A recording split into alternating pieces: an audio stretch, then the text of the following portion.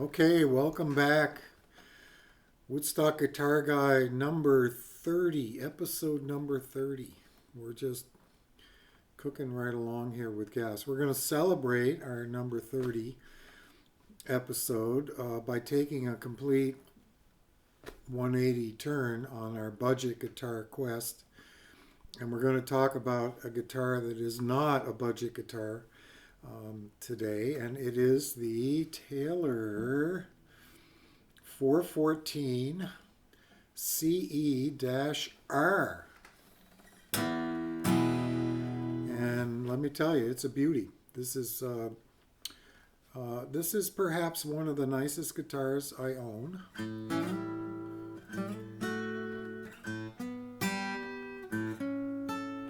And it plays like a dream. And we're going to talk all about, my experience, I guess, of, having a new guitar show up on my doorstep. But first, let me just say that sometimes it's okay to pick up a really expensive guitar and use it as a way of sort of checking in with some of the other guitars you have. I mean, you look at these guitars over here, not all of these are expensive guitars, believe me. None of them are actually. But this one is. It's about a $3,000 instrument that, in my case, very fortunately, I was gifted this guitar by someone who I helped out many, many years ago, and he never forgot, and he came into some money, and the next thing you know, there's a FedEx truck at my door, and this pops out, brand new, in a case, in a hard shell case. You could have picked me up off the floor. I mean, I was stunned, and I'm still stunned. This is a fantastic instrument. I've had it now for over a year, and I just posted a YouTube video of a performance I did the other night here in Woodstock with this guitar and a couple of my friends performing with me. I've got a link to it down below. We were doing a celebration of the life of Happy Trom, who passed away last year. A great guy, a legend. I mean, like literally one of the iconic folk people of all time. And very generous here in town. He did a lot of benefits. He was a big benefit guy. And so some of us got together and did a benefit to celebrate him and to raise money for the Woodstock Historical Society, which we did. And I was very thrilled to be sharing the stage with people like John Sebastian, Jay Unger and Molly Mason. Tony Trishka was there, Cindy Cashdollar. It was a star-studded affair, and I got to do a song. And of course, I was pretty good friends with Artie, his brother, Artie Trom, who died several years back. And so I did a song with my friends Kyle and Jeff backing me up, that was written by Artie, because I thought maybe, at least somebody should do an Artie song during the course of the night.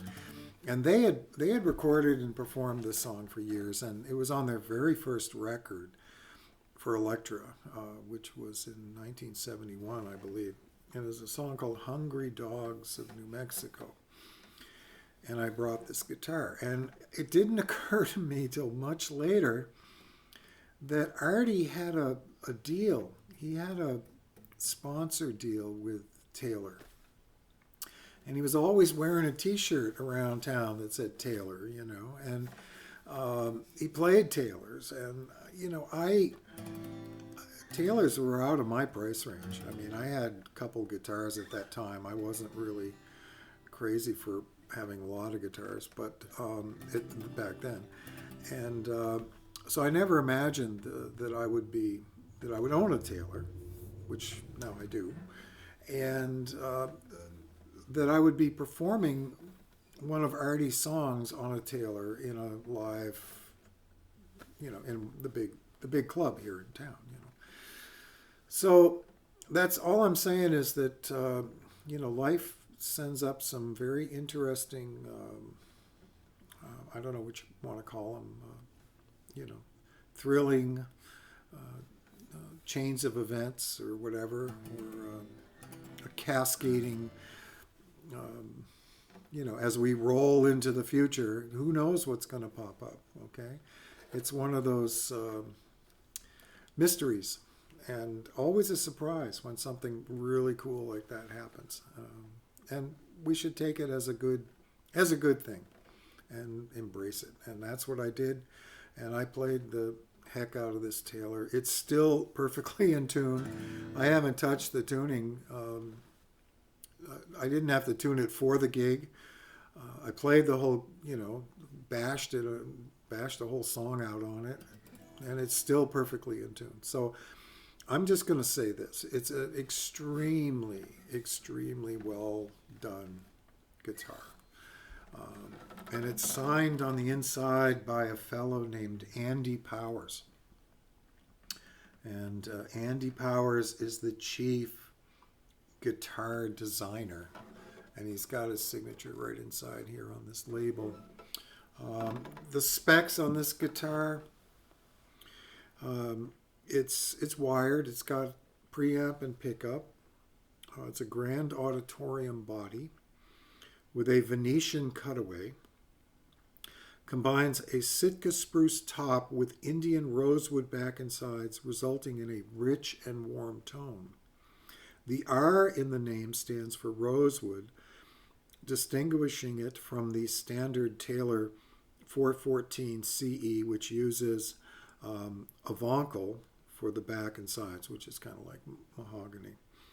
And here are the main features. It's got the solid Sitka spruce top, solid Indian rosewood back and sides, a V-class with relief route, Taylor Expression System 2, the ES2, neo-tropical mahogany in the neck. With neo, I believe, is new tropical mahogany. Standard carve on the neck shape. West African Crelicam ebony fretboard. Renaissance pattern inlay. It's got a tusk nut and a micarta saddle. I don't know what micarta is. I have to look that up. So gloss on top, back, and sides, satin on the neck, white binding, and deluxe hardshell case. It has the V-class bracing inside, which produces a balanced tone and deep lows, clear highs, and scooped mids. The ES2 pickup system uses adjustable sensors behind the saddle to deliver a natural and responsive amplified sound. Guitar is known for its comfortable feel and smooth standard carved mahogany neck that makes it easy for fingerstyle strumming and soloing. And I will agree with all of that. Okay, I think that description absolutely fully is this guitar. Now, I will say that when I first got it, it was brand new, and brand new guitars, acoustics especially, you'll know, you'll notice when you get them, even the less expensive ones, they take a little time to kind of wake up and start to show you what they really have. And by time, I mean it could be months, okay, of playing. In this case, I would say it was about a year. About a year before this thing has started opening up and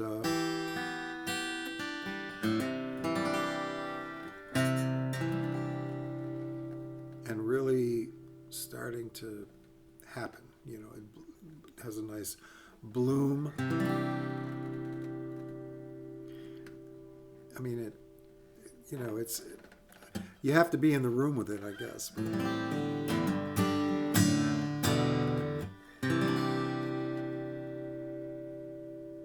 They all don't do that, folks.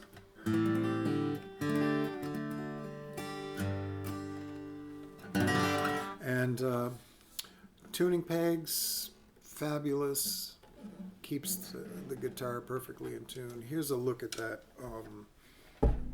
You know, you got 3 knobs here. You got a volume, you got a tone, and I think there's like a presence. I can't remember what this is, but there's some kind of balance in there.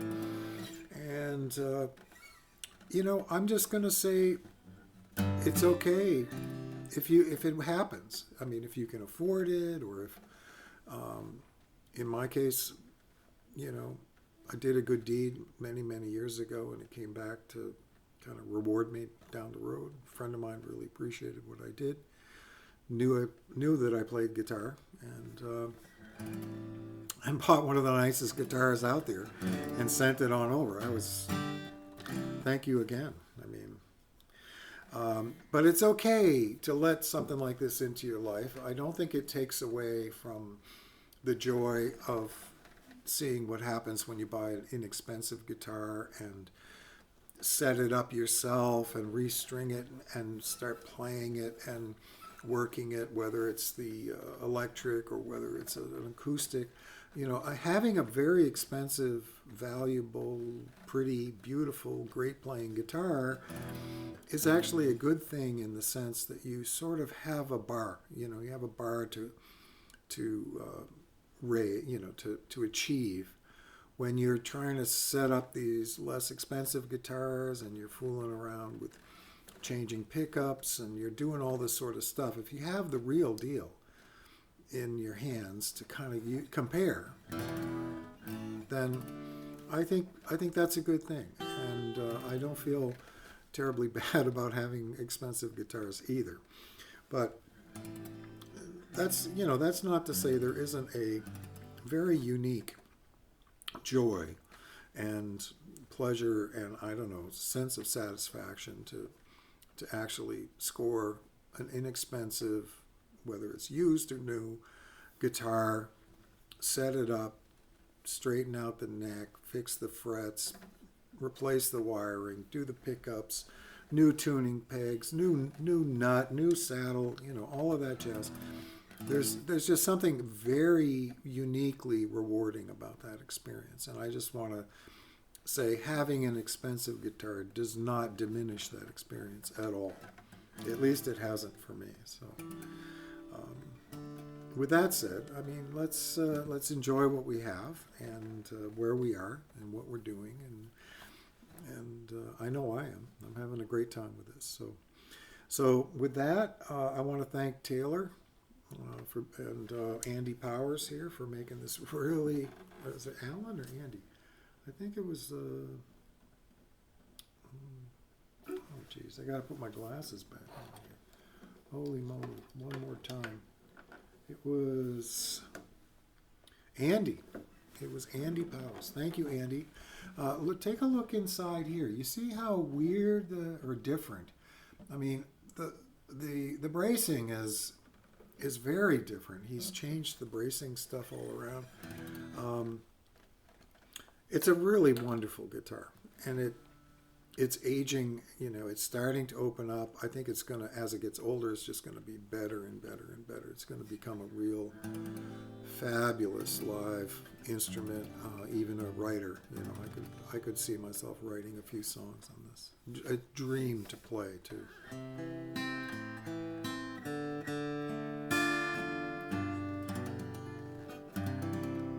So we're going to go out. I'll play a little bit going out, and if you like what you're seeing, hit the like button, join, subscribe. All that stuff is below. There's going to be a link below to the video I just did. A friend of mine filmed it from the front row of the Colony here in Woodstock. My friend John Brabant, and you'll see a little bit of what I'm all about too. It's an acoustic night for me. I'm not playing electric, but my friend Kyle Esposito does some really nice work on a Stratocaster, plugged into an old Fender something or other. I think it was a Deluxe. No, it was a Hot Rod DeVille, and it sounded very good, very good. And my friend Jeff Keithline on the stand-up acoustic bass. So get out and play those guitars, folks. And, if you haven't played today, all I'm going to say is get your guitar, 20 minutes, half hour, play your guitar. You'll feel much better about the world. Believe me, it's a great, great thing to have a guitar in your life. Thank you very much. We'll see you later. Michael Veitch, Woodstock guitar guy. Taylor, thank you, Taylor. Mwah, mwah. And we'll see you next time. Bye-bye.